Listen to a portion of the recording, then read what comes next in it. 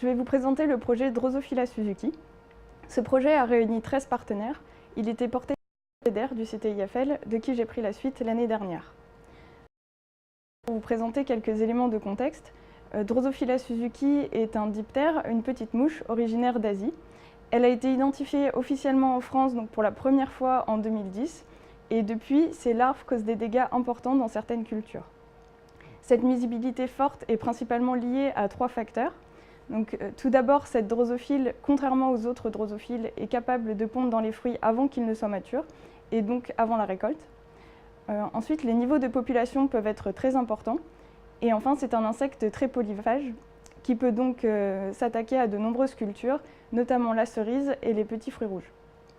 Au commencement du projet, le comportement et la biologie de Drosophila suzuki étaient méconnus, et les producteurs ne disposaient d'aucune méthode de protection satisfaisante. Le projet a donc cherché à répondre à ces 2 problématiques. La mise en place d'essais en conditions contrôlées et d'un réseau national d'observation multi-espèces ont permis de mieux connaître les plantes hôtes de Drosophila suzuki, de mieux comprendre ses déplacements entre les milieux cultivés et l'environnement, et d'étudier l'effet de la température et de l'hygrométrie sur cet insecte. Les essais sur les méthodes de protection ont permis d'explorer de nombreux volets de la protection des plantes, dont je vais vous présenter quelques exemples.